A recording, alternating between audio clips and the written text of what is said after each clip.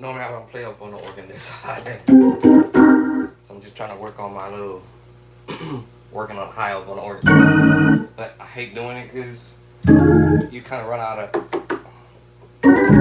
where to go. I know a lot of musicians are doing it still. So I'll play inside. That makes me now come back to the middle of the organ.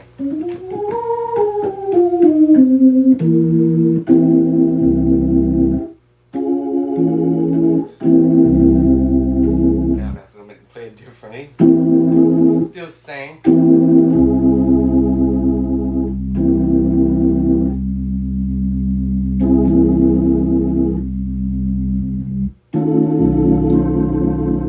But to make my sound a little bit more mellow.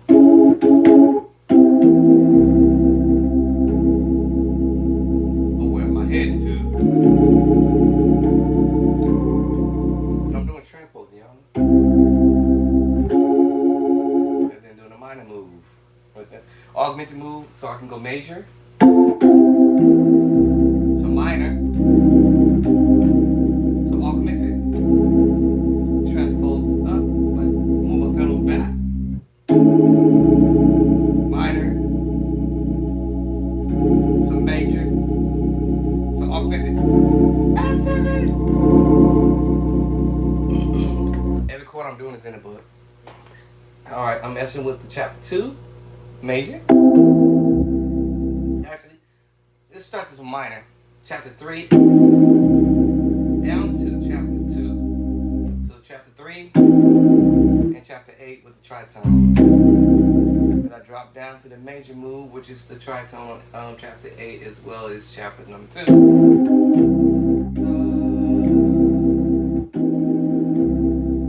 And I'm gonna move up to the augmented move, which is in chapter 2. So I'm going minor, major, augmented, which is my major 7 with the sharp 5, chapter 7. This chapter 7. I'm being creative. Messing with the tritone.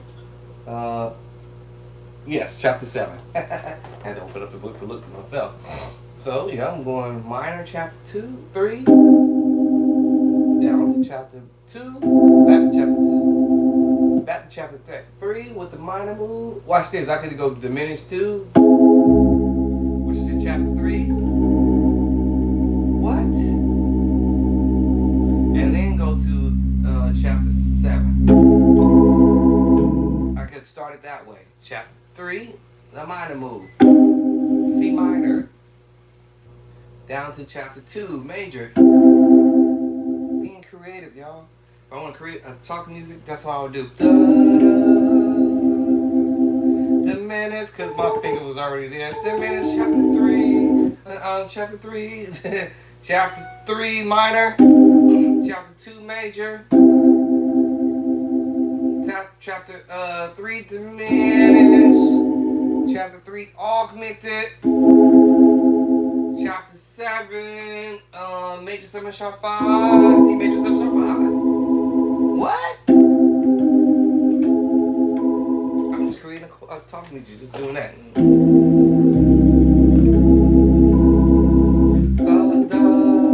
Minor first, minor to the major. Oh, I forgot one more. Minor, chapter 3, major 2, chapter 2, diminished, chapter 3, chapter 7, major 7 sharp 5. And by the time I'm going to be still on my tritone, chapter 8.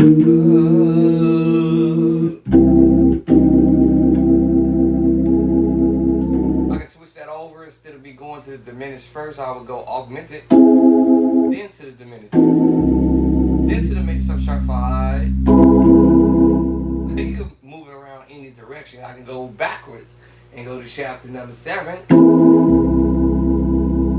to chapter 3, diminished. Chapter 3, stay there, go to augmented. Chapter 3 minor, and then chapter 2 major. And then, check this out, then chapter 4, the major 7. I go backwards with all 4 or 5 of those chords. So let's say we start on chapter 4, the major 7 move. And then let's go to chapter 7, the major 7 sharp 5.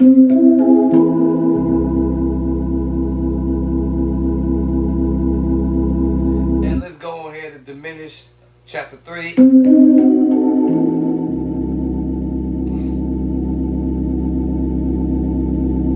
let's go on over to chapter 3, augmented. And let's go ahead and go back to chapter 2 major. And then to the minor move, chapter 3.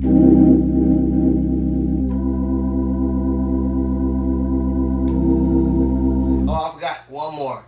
The dominant chord. We can do that on chapter 16. Because I can go major 7, chapter 4, dominant chord, chapter 6. Actually, I'm doing this in reverse, and then let's go to diminished, chapter 3. And I'm doing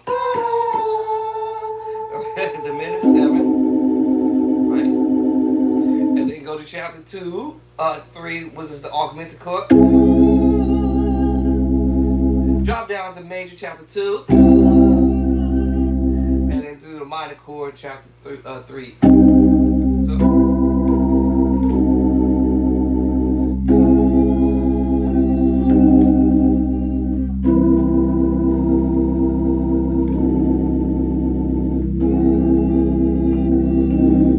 or go the other way. Go minor, major, up to the augment, up to the diminished move. That sounds better going that way. Dominant chord to the major 7. And go wherever you want to go.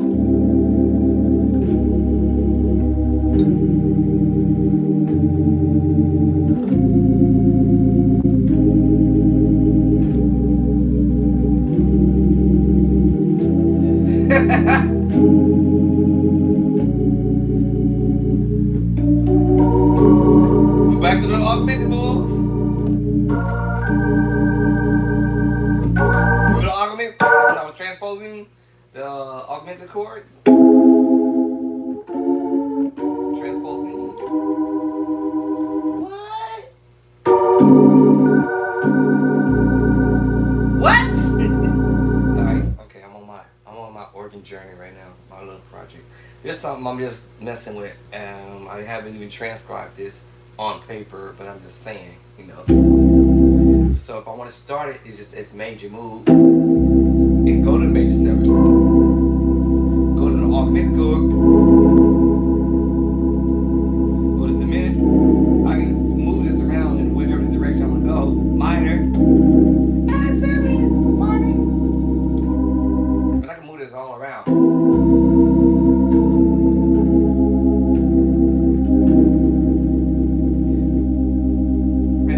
transpose. Woo! And do the same thing. Major, minor, augmented. I can do all this stuff. The minute.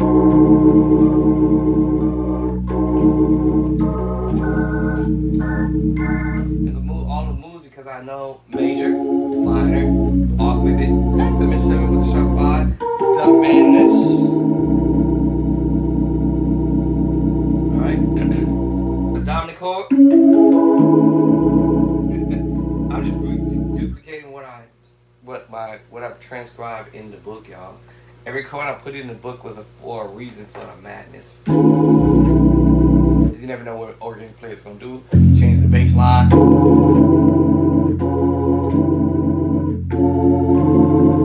You never know. Yeah.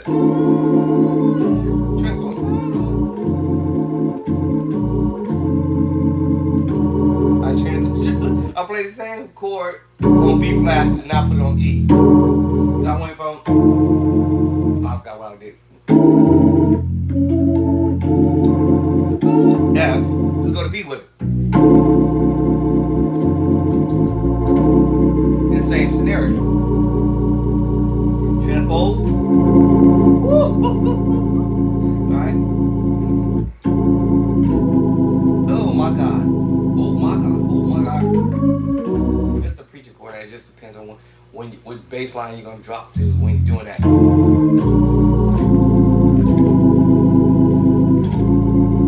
Bass I'm playing the major 7 with the flat 5 sharp 5 actually. Alright. And it's just me transposing. You can do that with the major chord too. Which is also the major 7 flat 5. Major 7 flat 5 sharp 5 by the way. So you can play around with the augmented chord of the major move.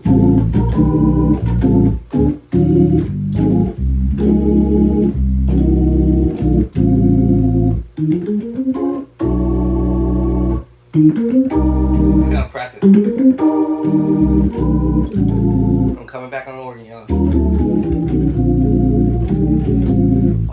What else with the speed of the pedal?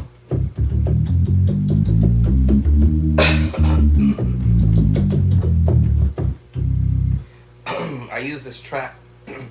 I don't think I feel like doing it today, but I really feel like doing it today. But what I used to do at my job, I used to have to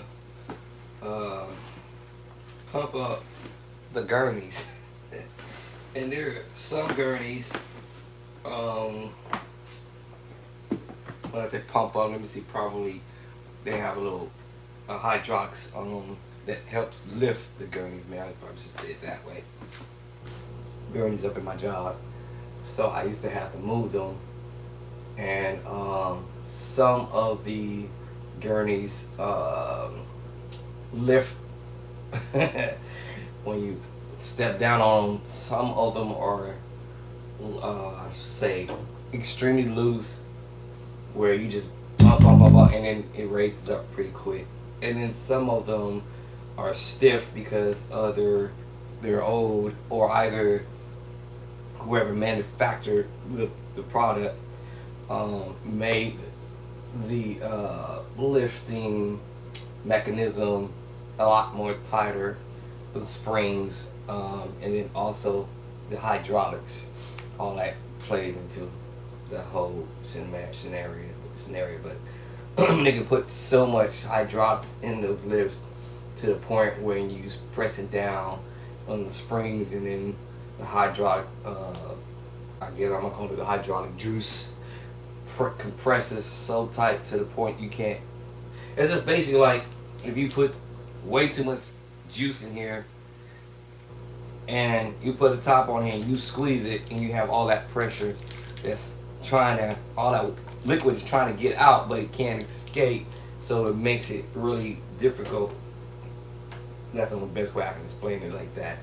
So there's some of the gurneys that were easy to lift those beds up, and then there's some were extremely too tight, and that was something that actually helped my foot in my muscles in my legs and my calf to help strengthen my. I'm not telling you I go work for a hospital, or maybe you might go to the gym or something like that and start working on your foot and your legs to help them become stronger. But that's what I had to do almost every single night.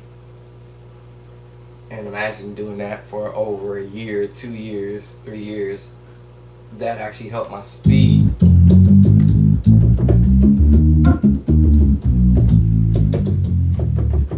The other thing helps out too is knowing that I'm either going, depending on the situation, I'm going toe, heel, toe, heel, toe, heel, toe, heel, toe, heel, toe, heel, toe, heel, depending on the situation. And this, if the situation is the tempo can be extra fast, and then I might have to go toe, toe, toe, toe, toe, toe, toe, toe, toe, toe, toe, toe.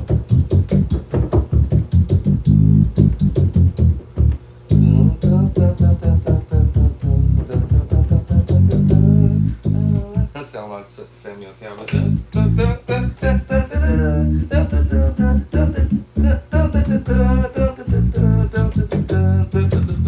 Y'all get the point.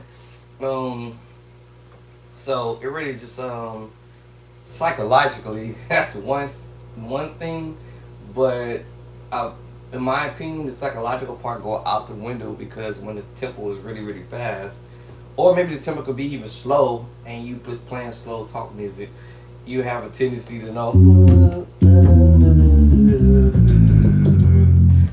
and moving your chords around.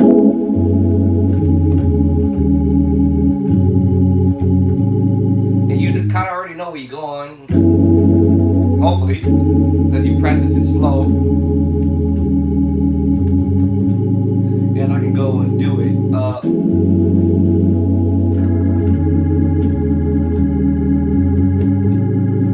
So I have to develop the speed first of all, and then knowing where I'm going.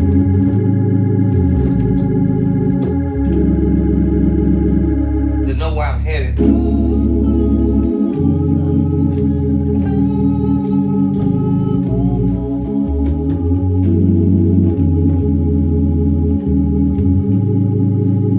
I have to develop knowing where I'm headed to. Oh Lord.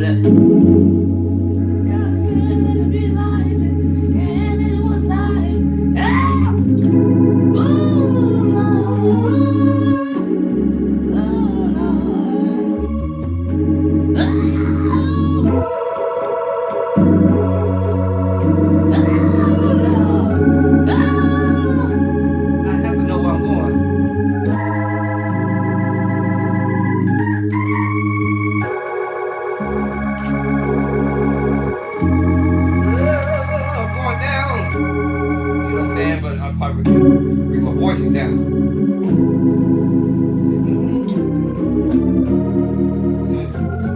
Well, I have to know where I'm heading. Oh Lord. So that's how I was able to develop my speed in the pedal or accuracy, because I have to know where I'm going.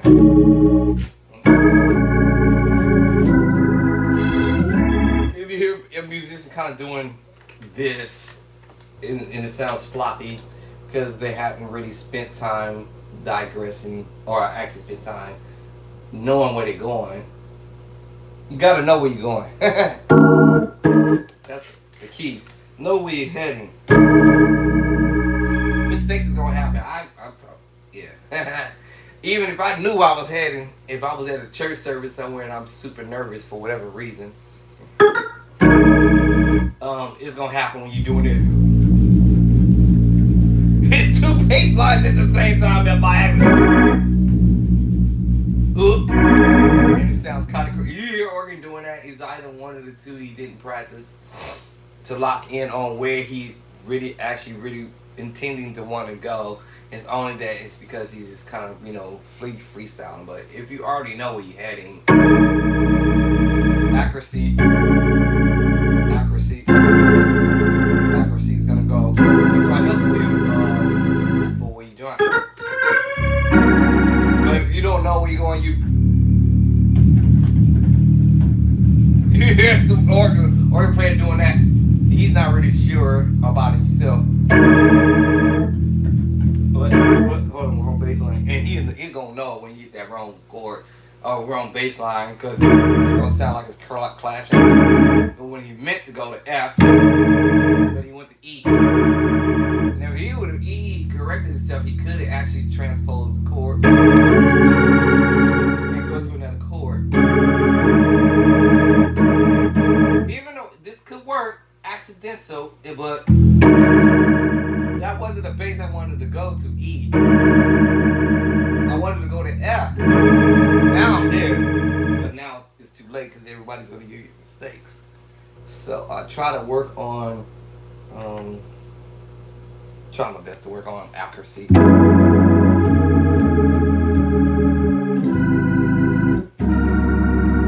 be precise where we go.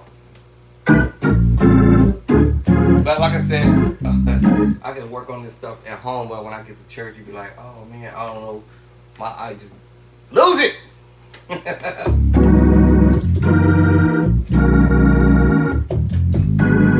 So that's why I say at home you can make all your mistakes, but when you get to church, but I used to say this, how you practice at home, if you practice sloppy at home, you're gonna perform sloppy, unfortunately, sometimes. It just happens. It'll happen. So I try to practice with accuracy if I can. I know what I want to play, and I know what I want to do. I'm going to do the scale note. I already know what I want to do. Or do I want to play the chord? Makes it a big difference. Oh, I'm playing the chord.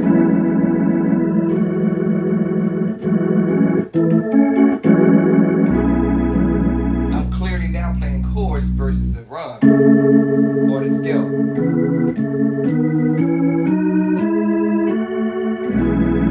I'm gonna go that way. I have to be accurate with it. Or a chord.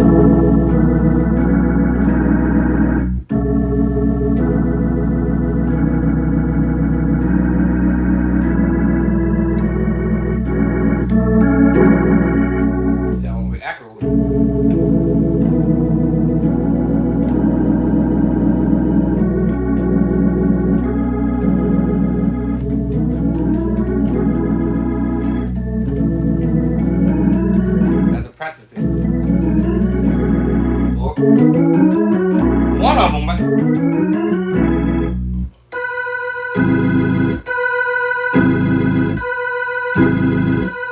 I'm trying to be accurate with it. If I'm gonna do the scale move,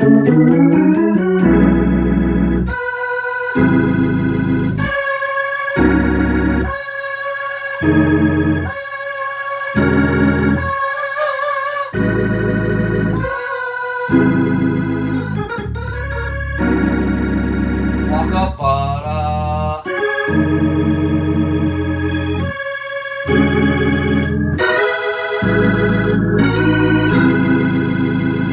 hey, you're gonna make mistakes, but hopefully your mistakes will be minimized by the time you go perform, hopefully.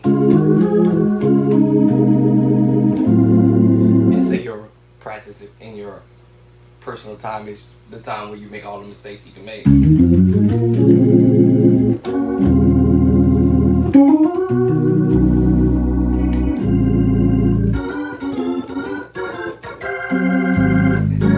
I made it. I wasn't for sure where I was heading, but I know one thing, I was headed to that target chord.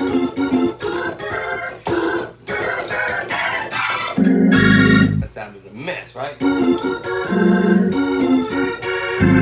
Now I wanted to make sense. Major, major, transpose, major, major, transpose, major, major, transpose, and then I wanted to throw the tritone in. Or do I want to play the major 7 with the flat 5?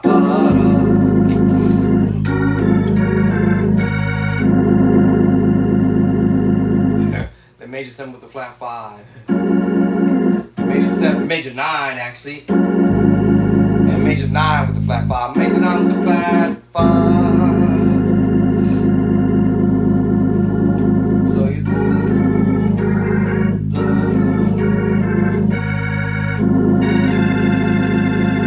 whichever one I want to drop it. And all those major moves transposing the same chord. With the second inversion root. First inversion. This whichever one I want to start with. Root. First inversion. And the second inversion. And then I had choices, like I said, the major 9 to major 9 flat 5. Or I want to do that on the tritone.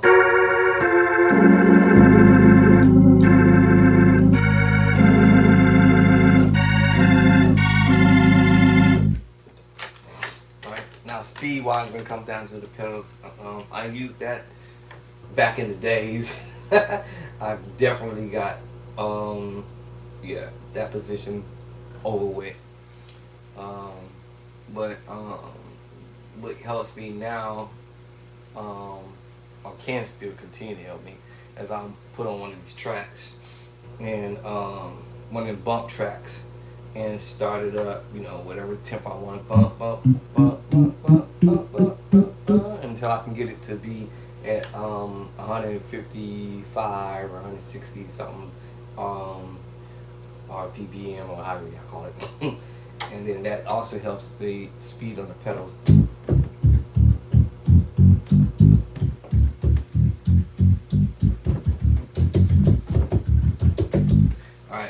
So that's how I was able to get the legs or the foot to go where I wanted to go. You hear music, if you've been trying to figure out how they're doing it, that's how I was able to get my speed up anyway. And someone asked the question about how do I get the left hand, and the left hand going is basically whatever my right hand can do, my left hand is gonna do it, and then that allows my right hand to do some other stuff. I don't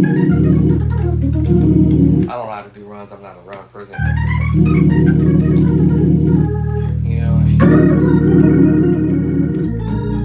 I do short runs.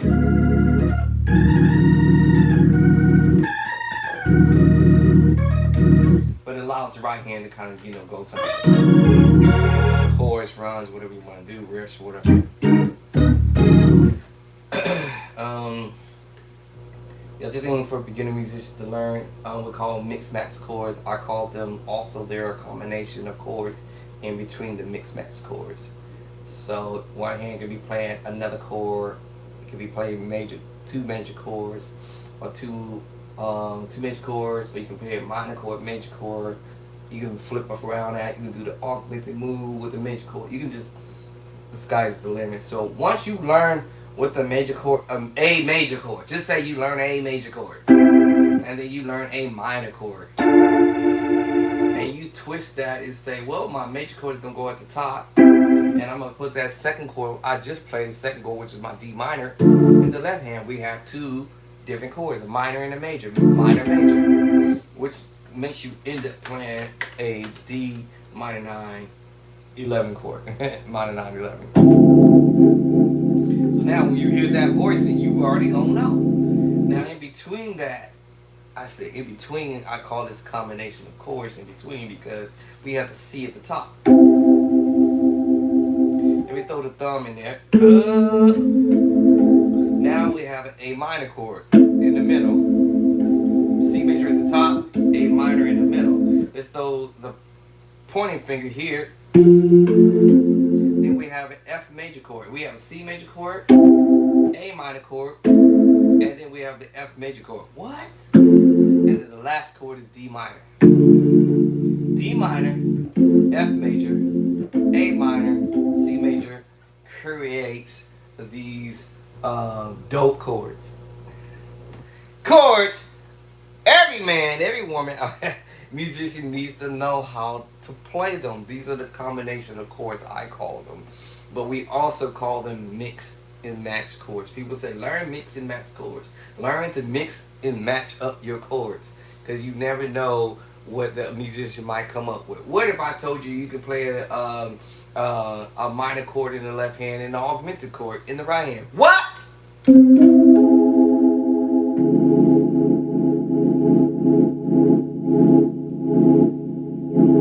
Yes.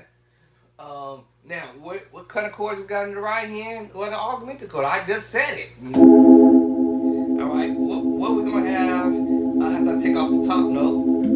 An A minor chord. What? What we gonna have? An F major chord. What? We gonna have a D minor chord. Oh my God.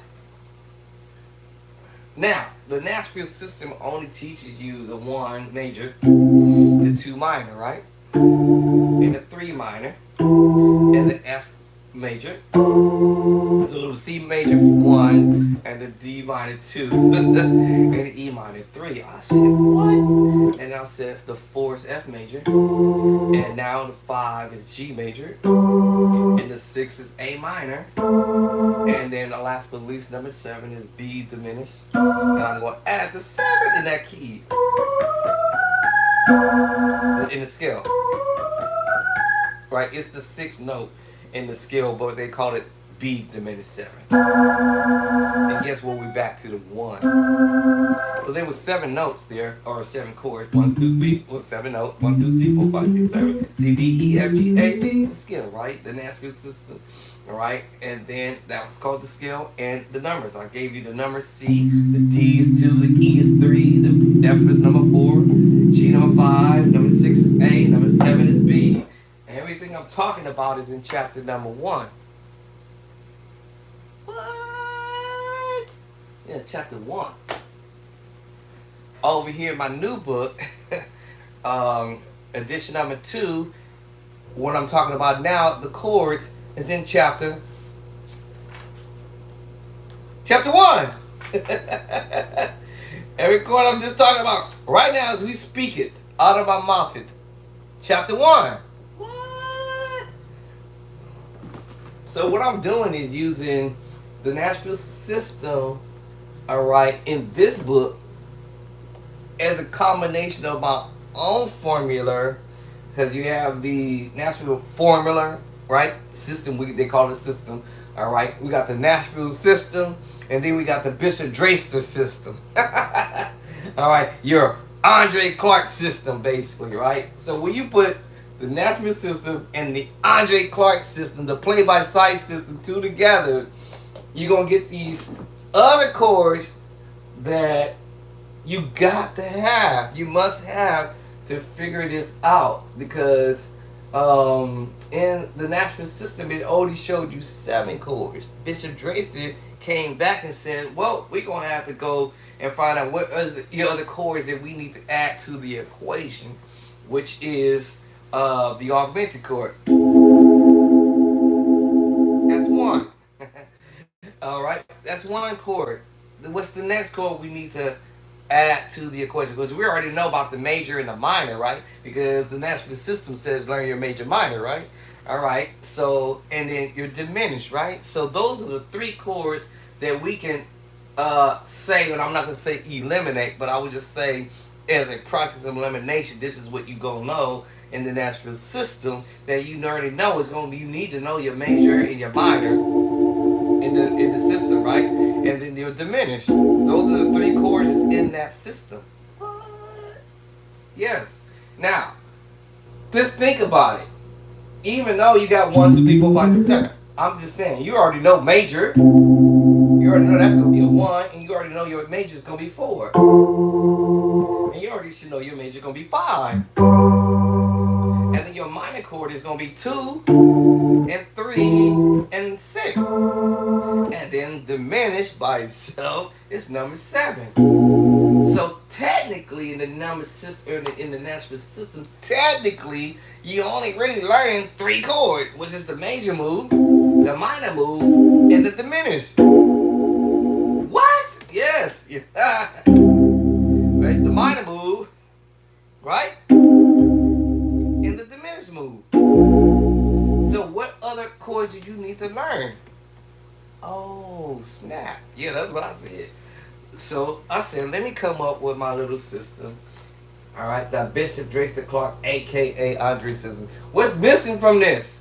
In order for me to learn songs or chord movements or whatever, I need to wait a minute. So what was missing? I started thinking like, man, okay, there's no augmented in this system.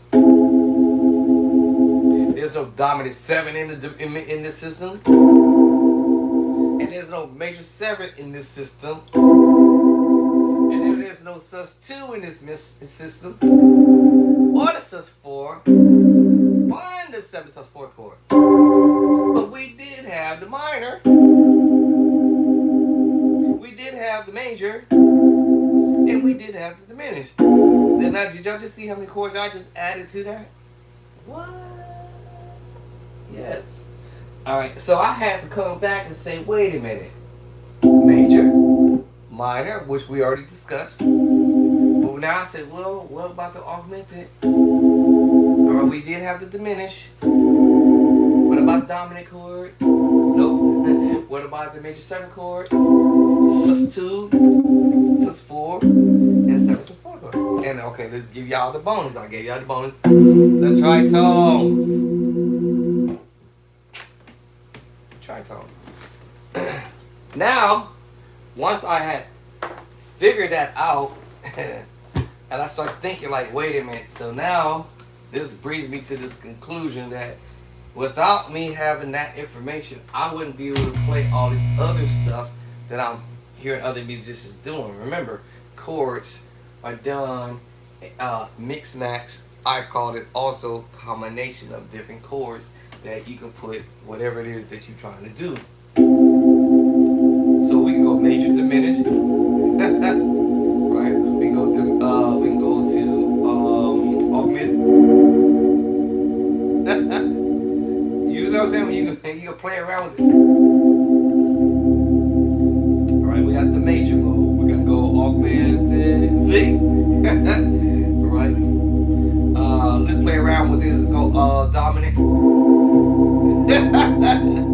Major 7, sus 2, sus 4, and the 7 sus 4 chord, and the tritone.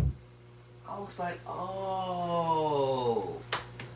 So then, once I figured that out, right, the light bulb came on.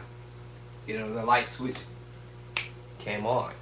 And that's when I started saying, wait a minute. So if I learned that, that means all I gotta do is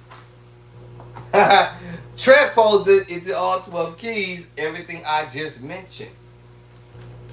Literally. So I said, well, if I put a C at the top and a minor at the bottom, cool. If I augment that, even if I add the 7 with the major 7 sharp 5, even if I said diminished 7, I create all these chords just that quick. Major, minor. Even watch this. Even I'm gonna put the 7 at the top. Oh, let's just flat the 7. Let's come down and let's go to let's say we want to play a minor. Let's say we want to play the minor 6. Minor major 6 actually. Minor major 6.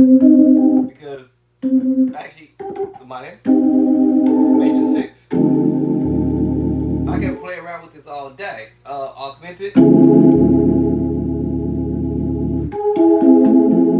And I'm doing this over the minor chord in my left hand, by the way. Now I want to go to A flat major. Alright, now I want to play around with it. Now I want to go down to the sus 2.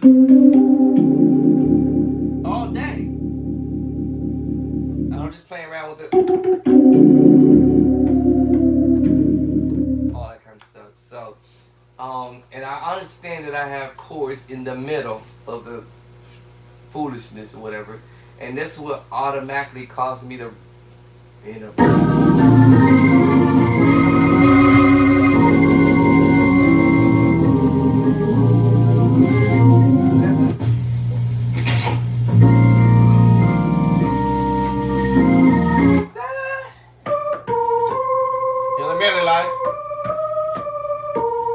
Major 7,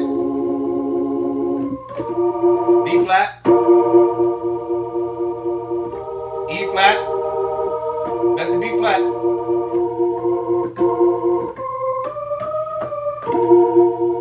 and the perfect 4. Even if I don't know the chord properly, right? I can address it because I can hear A flat to B flat to E flat, B flat, and back to the B flat. Now that won't take me back to the B flat minor, maybe B flat.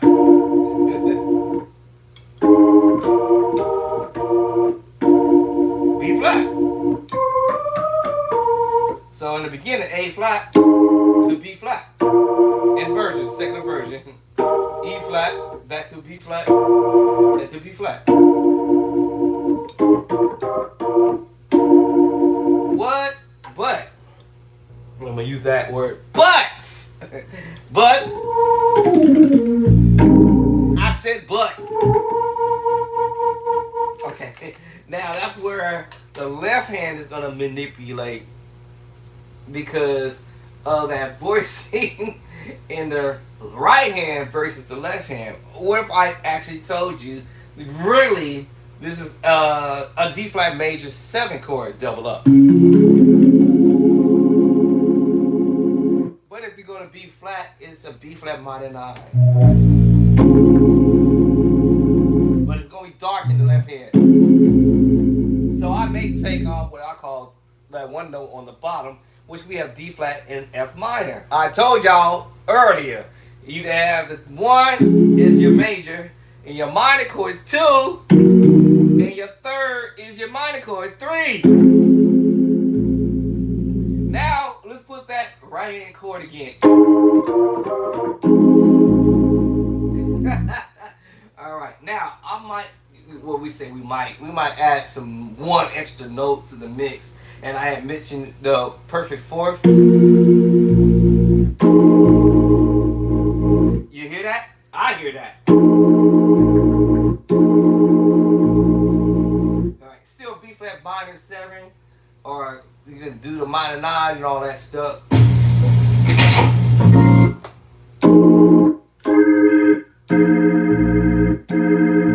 Now, I'm gonna drop the bottom.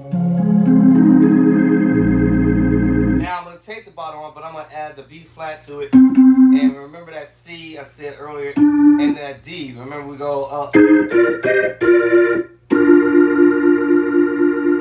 I'm going to allow my left hand to manipulate that.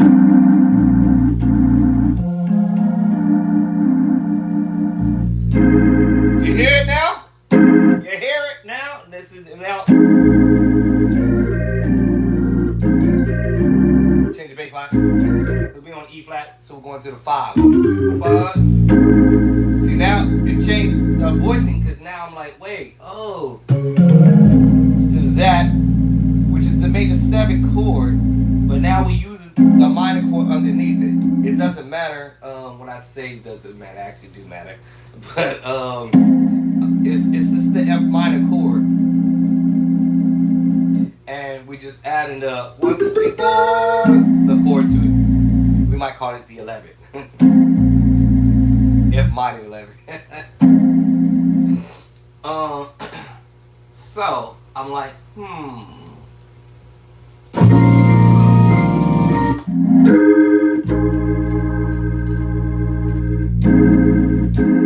And when I put that A flat to it, or we could play an outside note, or we could play all 3 notes, or we could play 1 note. But it's gonna sound kind of bland, right? So I'm thinking it's 3-finger chord. And that's transposing, man. We transpose the major 7 chord. Whole step over. D flat to E flat.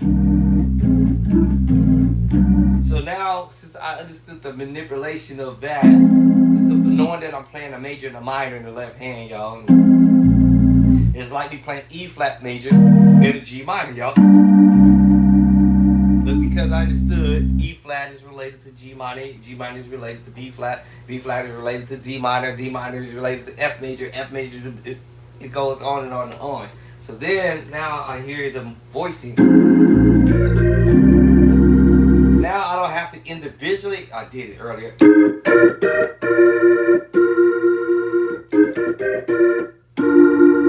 Notice the difference? B flat, right? But now you're going to see what that left hand is going to manipulate that B flat move. Because my left hand is going to end up playing the E flat major 13. 9-13, right? E flat major 9. I'm sorry, E flat major 13, 9 or 9-13, either way y'all want to look at it. Because that's the 9 and that's the 6 to 13. Of course, the 7 by itself.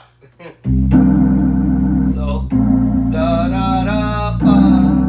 Instead of the transpose. I could do it. It'd just be more darker.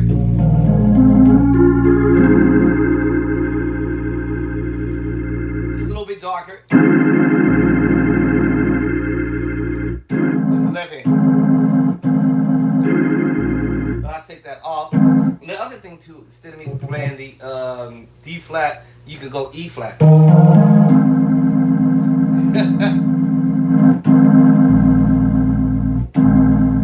That probably would just go ahead and eliminate me playing the B flat, but I prefer the B flat. But you see what I'm saying? If you can pull off all fingers and you hear the voices. And then transpose. Because the funny thing is, my fingers are already on the E flat to begin with. Pretty much.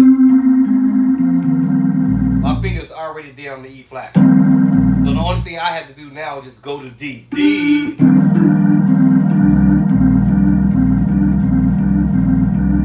And then my right hand follows suit with the rest. Less movement. But I'm going to take the finger off the E flat. Because at the end of the day, my finger's going to go right back to it after that. Right back to it. And that's on the 5-6.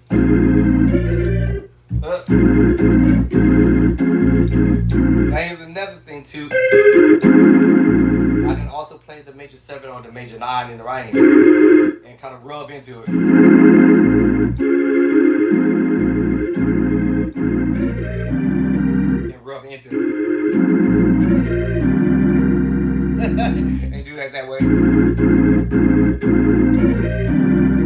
And rub into it. Anyway, here's the thing. Even if I don't play the chord 100% on point, the point is learning new chords or learning another route of playing whatever you're trying to learn.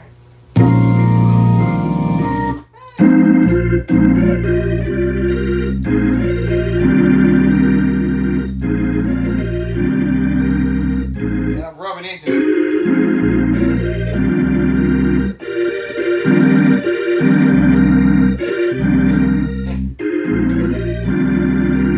So basically, I end up doing something I didn't do yesterday, right? That's the journey. Sometimes I might land it right. If I get the drawbar 6 right.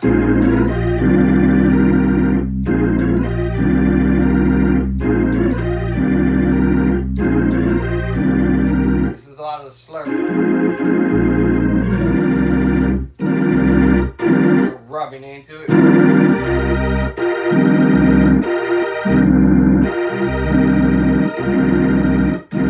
Rub into it. Alright, so I'm on my little journey. As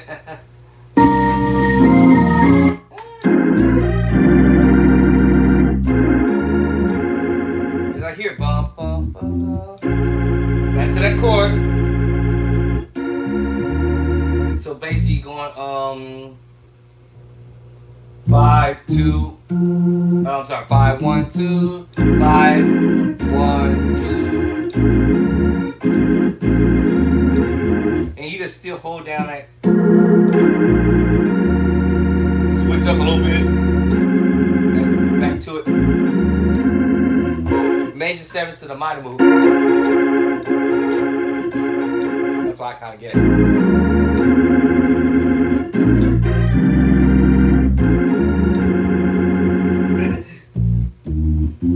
And slide over just a little bit.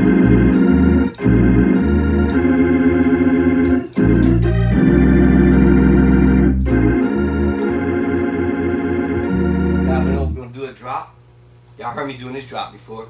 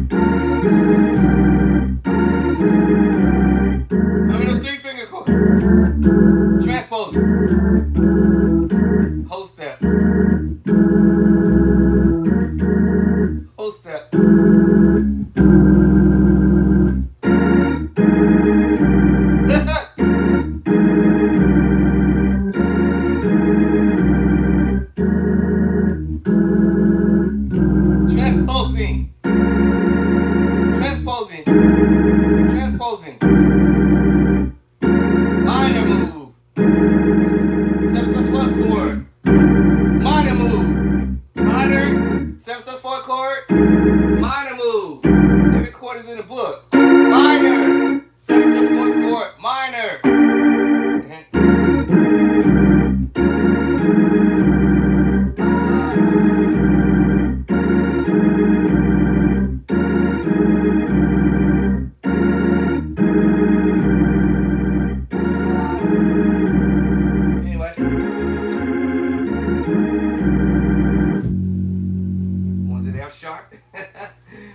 Alright.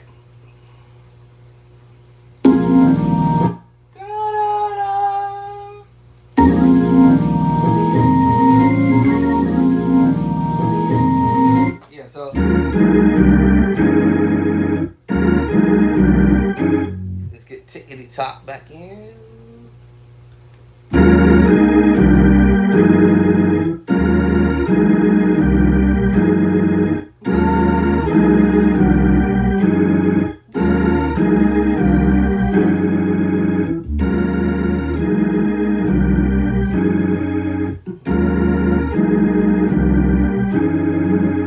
So yeah.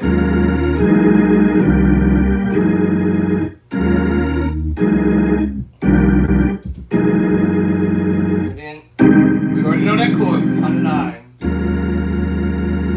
E flat minor 9, 11. D flat minor 9, 11.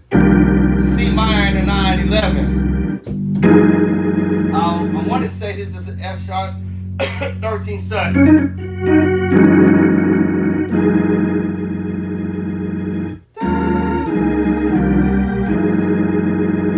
F minor 9. I have to look up to see what this chord is, but this D flat minor 9. D flat minor 9. C minor 9 drop. If he would have did this drop, yeah, that would have been dope too. But he just went whole step, half step, and then we went to. I think this is a 13 sus chord right here. I think, I don't know. And then we go to F minor 9 11. And y'all know that here come the famous chord that we heard from the other musician, and I do it too. We all do it.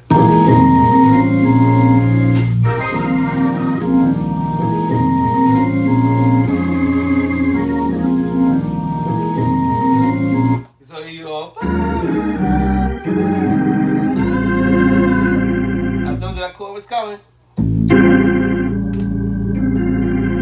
A7, sharp 9, sharp 5. And then you're going to bring you right back to, I think we go right back to the first chord. B flat minor 9. Matter of fact, that's how the song started. I mean, not the song, but the chord movement started out as B flat minor 9. B flat minor 9. C minor 9. B flat minor 9 11, sorry. B flat minor 9 11. And C minor 9 11. B flat minor 9, C minor 9 11.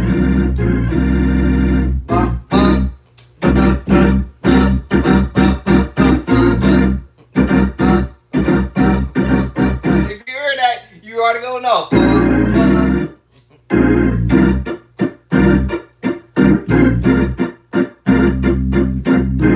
You already know the voicing.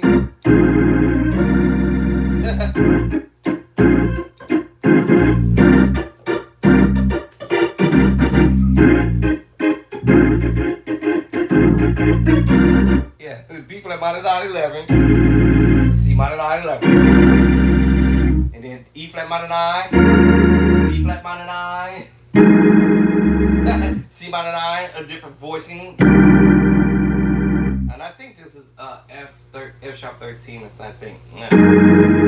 But because of the tritone, I changed the whole scenario here. I had to look it up. And F minor 9.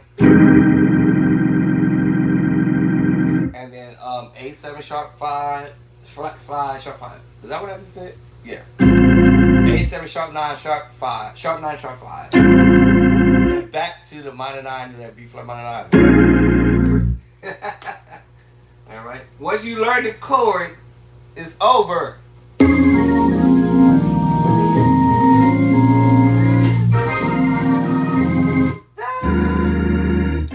So you heard the move, he goes, you know, and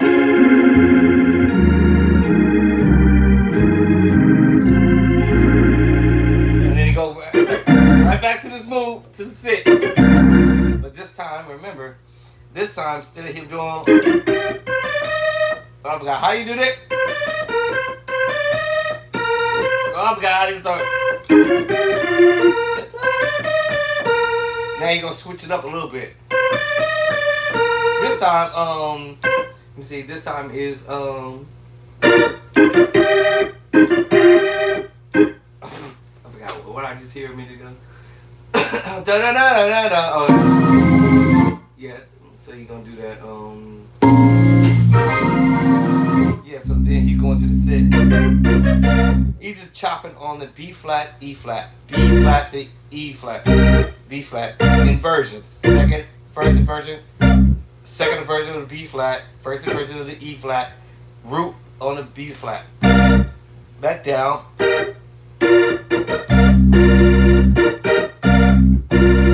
That's all he's doing. B flat, E flat, B flat, B flat,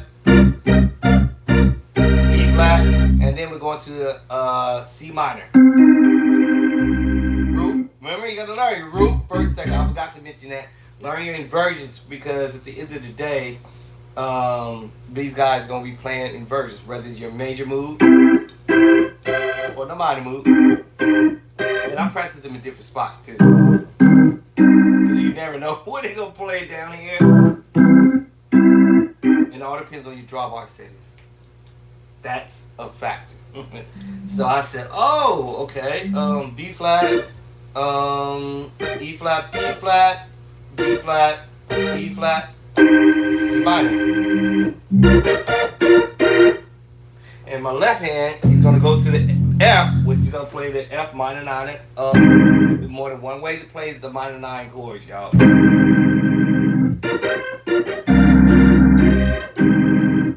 Now he can play the smoother, like, you know, without the chop, or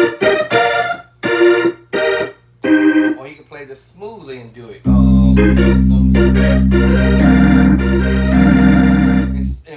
And I say, rub into it. You want to go? Now this is all over the 6. 2. Or he could chop at it.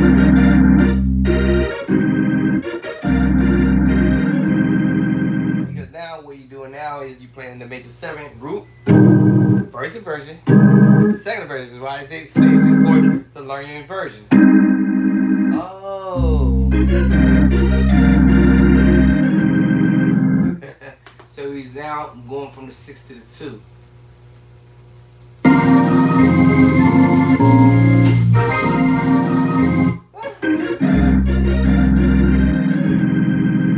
So 6, 2. When I use this word, y'all, I say target moves. You have to know your target chords. But you do need to learn inversions because musicians are doing inversion stuff. We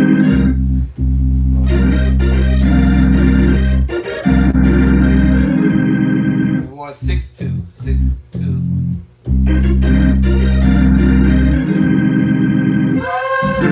Now I think he's gonna go to the 3.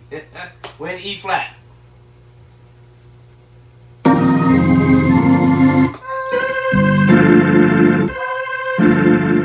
G minor 9 or G minor 9, or either you can have G minor 7, 11. Normally me, I'm probably gonna play the minor 9 because we've been playing nothing but minor 9s, minor 9s, minor 9, minor 9. So we might go ahead and just play the minor 9. Without the bass line, it's just a B flat major 9 chord. And the minute you add the G or the wait, hold on. Well, yeah. When you add the G to whether it's in the left hand, right hand, or the pedals, is a G minor 9, 11. Or you could actually have the G minor 7, 11, whatever. It really depends. Yeah.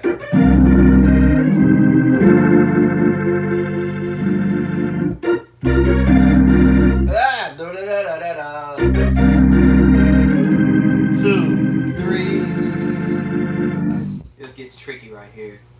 Let me see.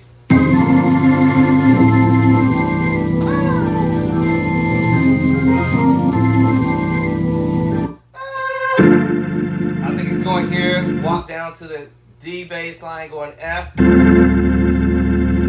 minor 9,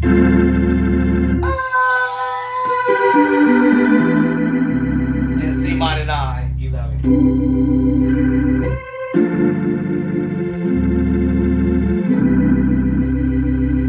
So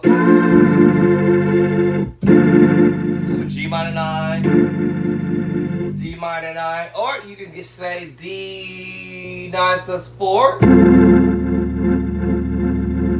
Because if I say D minor 9, you're going to hear just D minor 9, that's that D minor 9, 11 right there.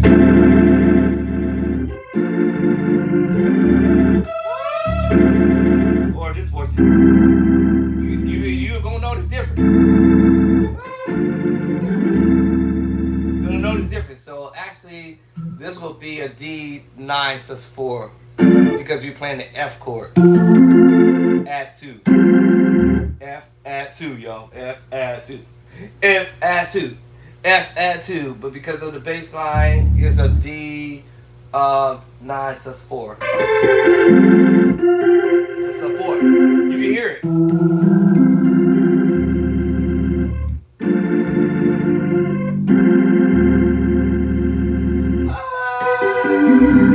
But I'm using the F chord. And that makes you play the sus chord. So where there's a major chord, you can use what they call substitution, substituting your major chord for your sub. So you substituting for the sus 2 chord or the sus 4 chord. And then there's a G major chord over the perfect 4th of E.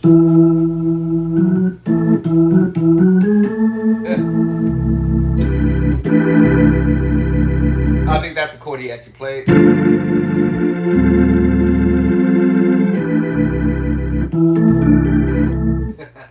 I would think.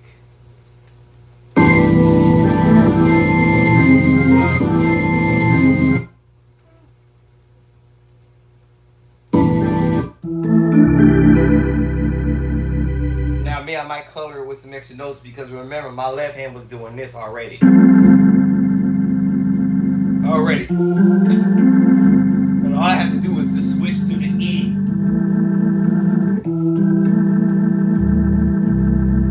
So my fingers may play some extra note. I might even still be holding that F, giving it extra flavor.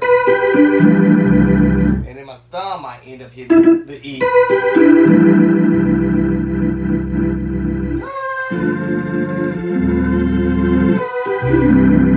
Because it just sounded pretty. So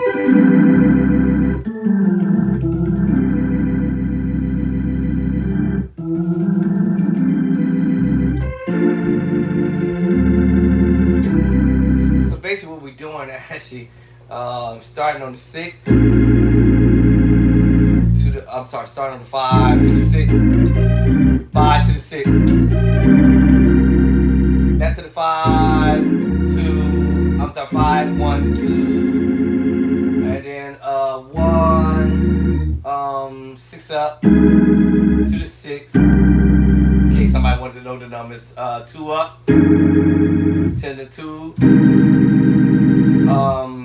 4 up to the 5, and then he goes to the 6, 2, 3, 7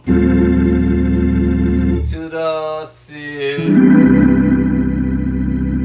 That's the number for the number system for E flat. And then it's going up.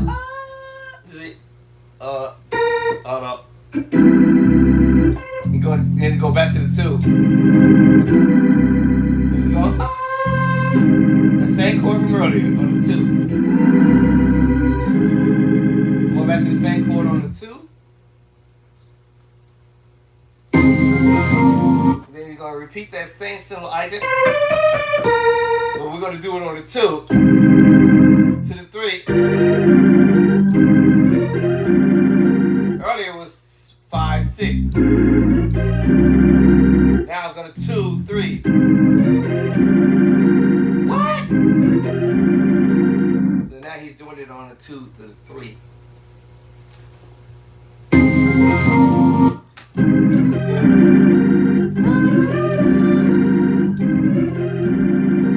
Right, 2, 3 this time. And then you go on. Let me see. Hold up. Let me see. Then we're gonna go. We're in E flat 4, 3, 6, 4, 3, 6. So if you notice, you're gonna hear him doing.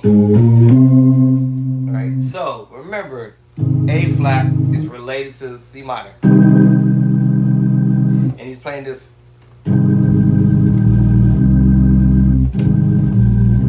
I call them tenths or something. Now the finger, because of the last chord, he goes.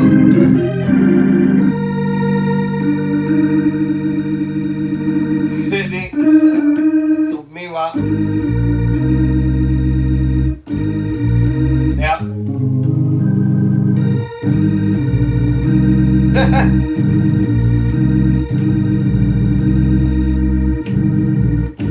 Now, if I can't pull that off with the left hand for whatever reason, because he's doing. Remember, my finger's already there.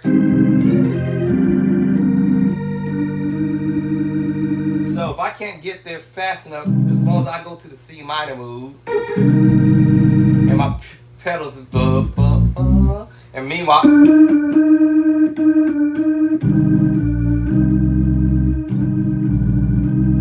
then I hold the top note, which is A, E, B flat.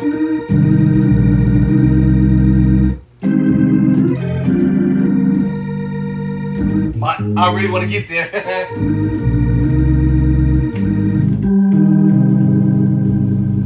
If I can't get to that C, as long as I go to A flat.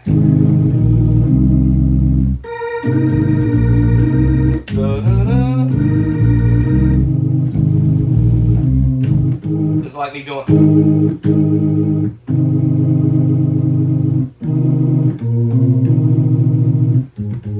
I'm walking the.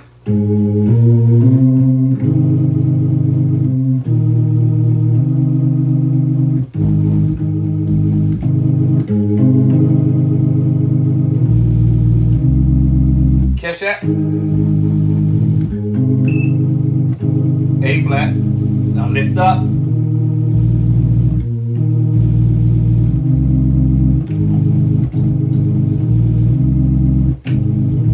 Cause I have to walk it.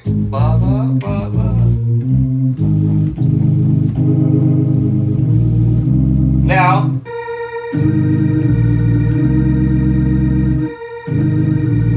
if I can't make it, as long as I get to the C minor chord and do the pedals. 5, 6, 5, 4, 5, 6. So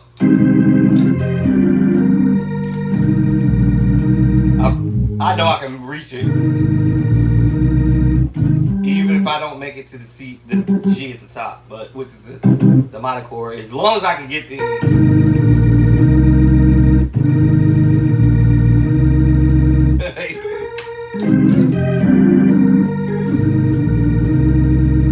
Alright, so I was like, oh, okay. You hear holding that top note?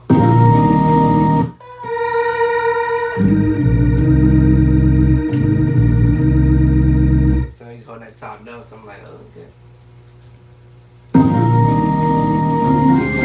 Okay, now we go on. So he's doing a quick 5, what we call it, the 5-1, 5, 5-1, then it diminished to 6. So,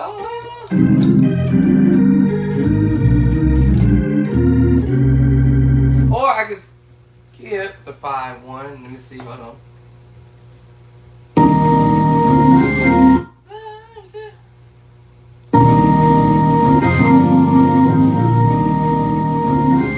You know, I'm gonna skip it. Hold on, let me see.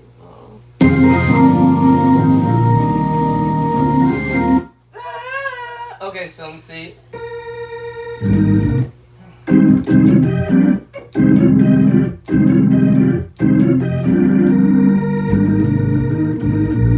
Because we're already there. And then I feel like I'm still, I think I hear this.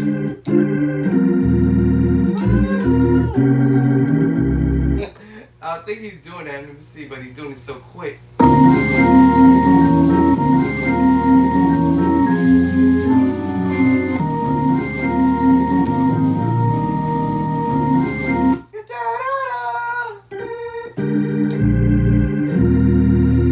He's doing it so quickly. So 5, 1, and then to the 6.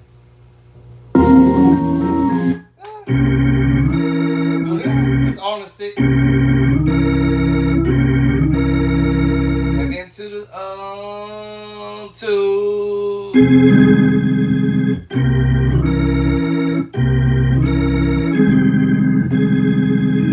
That's F minor 9. It's a little diminished move. He's not playing the whole full diminished, he's just playing part of it. And roll it. Technically, we playing A flat. You might say A flat at 2 if you want to.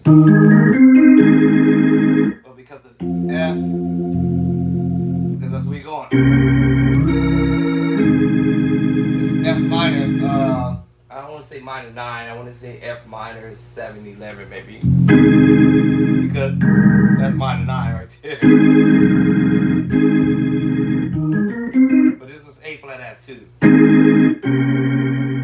Alright, this is your C diminished move. And this is your D flat diminished move. And you're like, what? But yes, he's doing this over the 6. I mean the bass.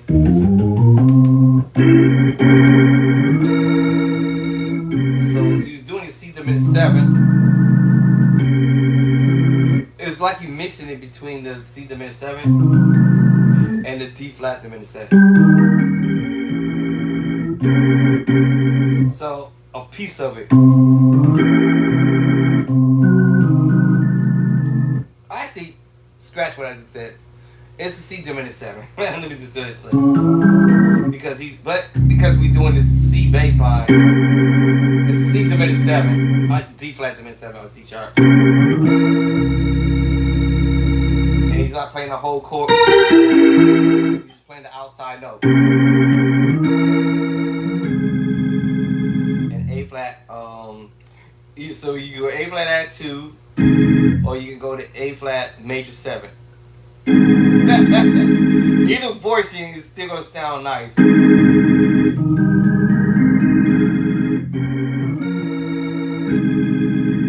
Actually, I like that. Prefer that voicing.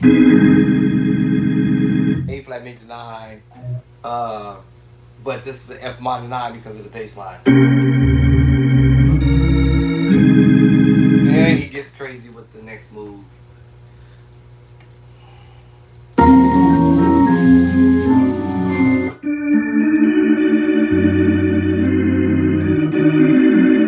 So technically, we're going to another diminished, which is technically C diminished 7. We're using this little cluster, which is in my book, chapter 18. Every chord I'm doing, that's the reason why I can find the chord, y'all. Because I understand that we're using the cluster moves, or dissonance move, or whatever y'all want to call it, the minor second, in the C diminished move.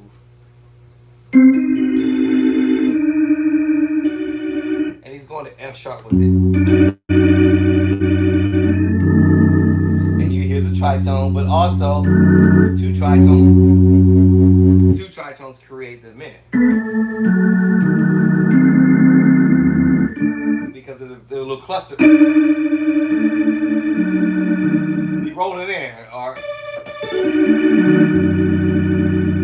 wait, did it go up or down? I forgot. Did you hear it?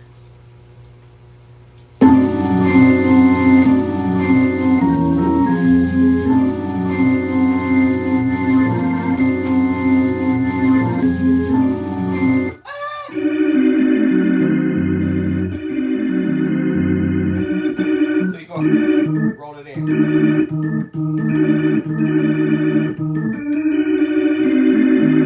And roll back. It's all F sharp. You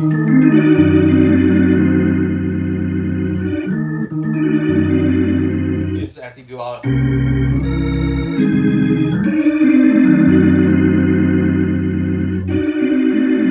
how I go into the C diminished? Now I'm not gonna put the A there because it's there, and I'm just gonna play the outer note.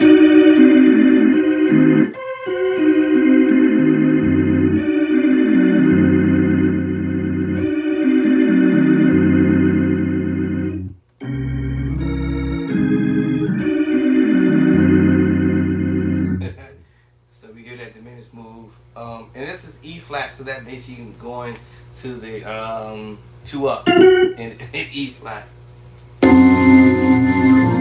then set it up right back to that minor 9, G minor 9 move, except the pedals is up higher now.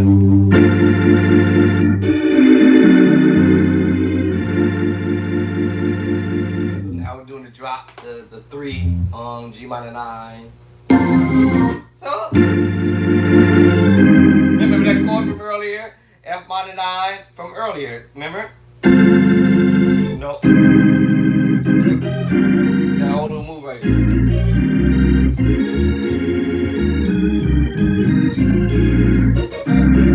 He played it here. And then he comes back to it. And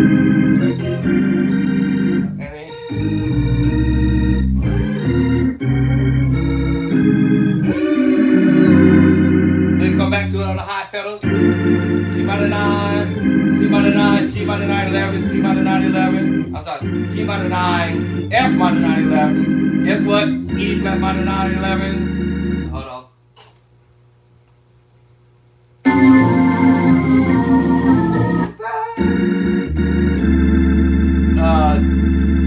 D minor 9/11. He's doing the drop now. G minor 9/11. F minor 9/11. E flat minor 9/11. D minor 9/11.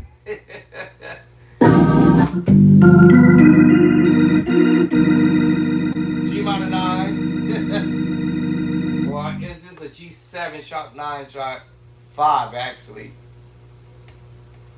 Yeah. Because of the augmented move. That's interesting. Basic 3, 2, 1, 7, 3. What your number, guys? 3, 2, 1, 7, 3.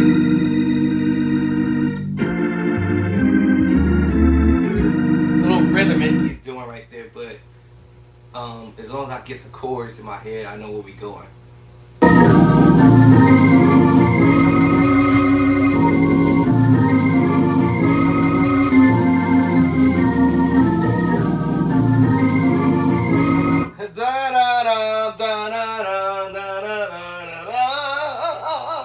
And slow that down in my mind. C minor 9/11. Woo! Fire. I want to almost say this is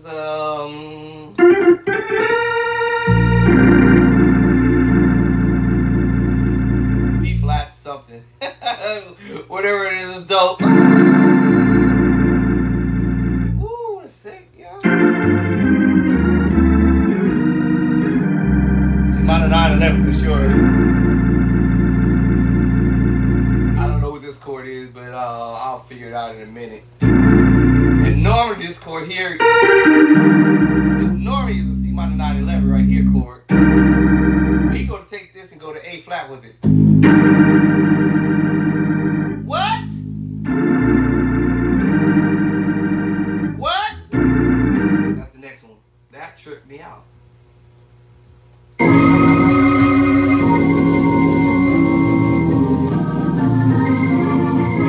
That's crazy. That's what? What? That's crazy.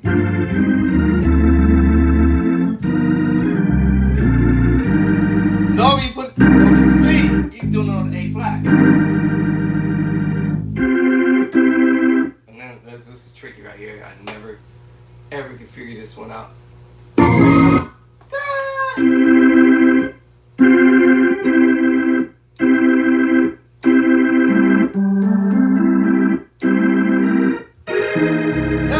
I got that. This is the last one that kills me. I think it's this. Yeah, it is. And it seems like it don't fit there actually.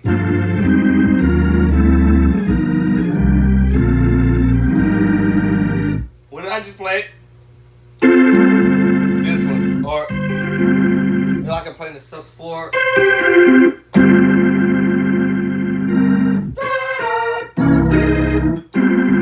It's tricky.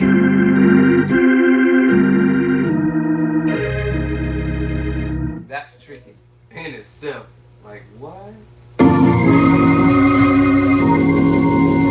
Because of the last chord I was here. And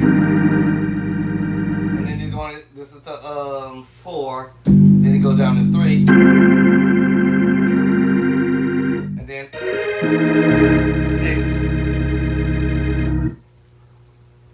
And then go. So we're doing inversion. A flat, second version.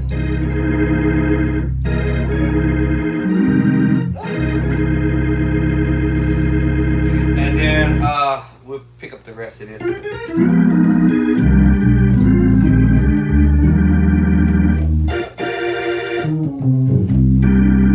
Alright, so that's how I'm learning these chords, because of what I learned in my book. So I'm taking chords from the book that I've pretty much learned the tritones, the minor moves, excuse me, the inversions of the major 7th chord, and the major chord, mixing them up with another chord, B flat major 7 chord. And if you have the G, it's the G minor 9. So when you start learning how to mix and match chords, uh, this is gonna help you out. So get the book, y'all. Play by sight. Those who already got your book. That's why I told you I can go through the chapter. Give me one of these chapters in my book, and I already know. Okay, I know where we going. I know what he putting right there in that left hand to give that certain voice and that sound. And you can do that on the keyboard. You can do it on the organ. Wait till I get my man. I can't wait to get this. The third book. When I say the third collection of chords in the third book, and I'm actually doing a song book as well, for my beginner level musicians to learn songs. And again, the chords are already in there. I kind of feel like what's the point of me doing a song book, because the chords that I'm putting in these books are chords from stuff like this, whether it's talk music or whether it's an actual song. And it's like, my dog is barking. I think my dog um is going to deceased, so he's not well right now. I was gonna say pray for my dog, but I think he's going to pass away. So he's been doing some strange stuff. So I've been looking it up, trying to figure out why is he doing certain things. So there's some signs, a whole bunch of signs. Like let's see, I think it's 5 signs, 5 or 6 signs that I'm noticing that is going on with him. So we're gonna get another dog, but I'm gonna get another dog until he passes away. But so he's not eating, barely can walk, and he's been crying and moaning. I think he's in super pain. I'm just trying to figure out. I don't like to see him in pain. I want to put him down, but my wife was like, just let him. What's the word I'm looking for? Let him be comfortable and just fall asleep and don't wake up. So,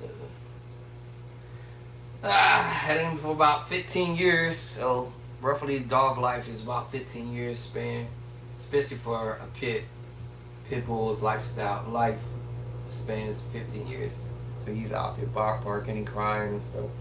So I'll be trying to go out there to console him. I hear him out there barking now.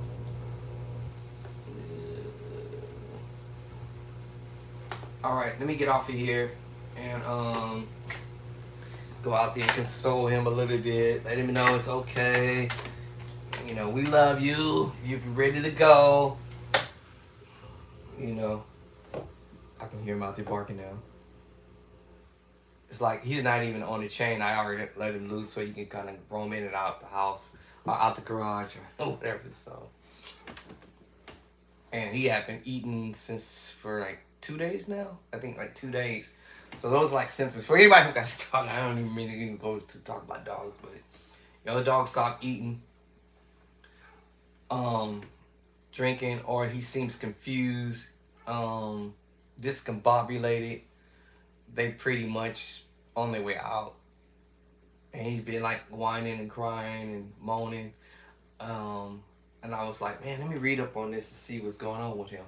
And just like all of a sudden, bam, out of let me see, I think he's been doing this for the last week and a half, no, almost 2 weeks. Yeah, he's in there doing it now. For like the last 2 weeks, I'm like, yo, what's the matter? What's going on? So we took him to the vet. So the vet's saying he's probably letting us know that he's going to leave us. I don't want to be crying or cry over a dog, but having him for 15 years, he's like a little baby boy. But I'm pretty sure my wife is not gonna take it too great. But actually, we're sort of prepared for it. So at least that we know that he's up in age. So he's 15 years or 16. Either 15. I think it's 15. Pit bull lifespan is either 10 to 15. If you get past 15, actually. If you get past 10, actually. Lifespan of pit bull is about 10 years. Or 12. He's reached 14. So Anyways, I'm gonna go out there.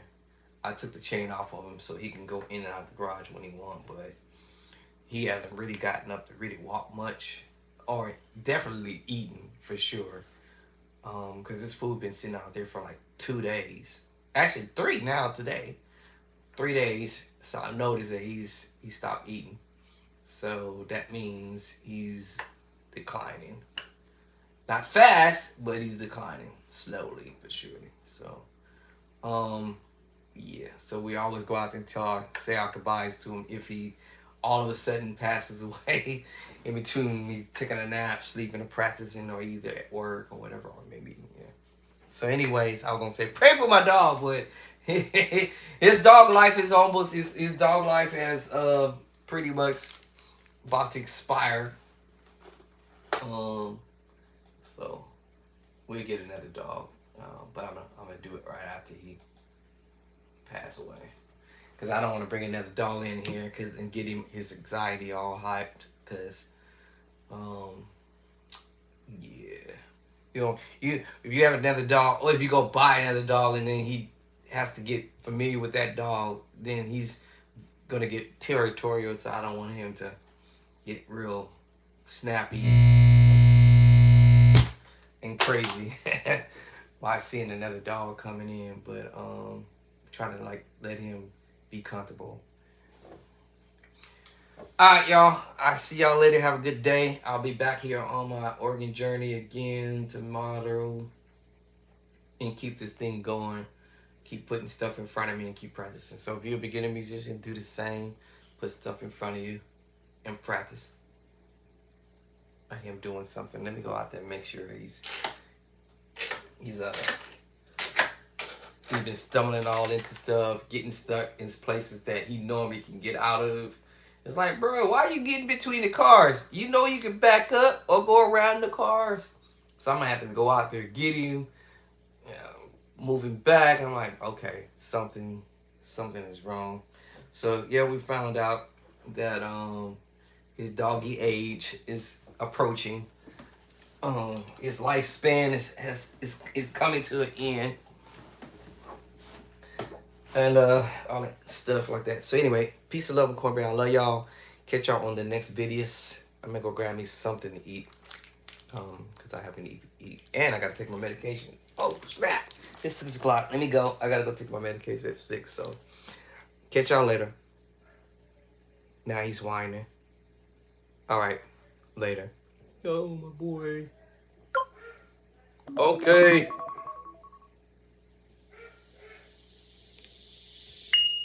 He's out there whining now.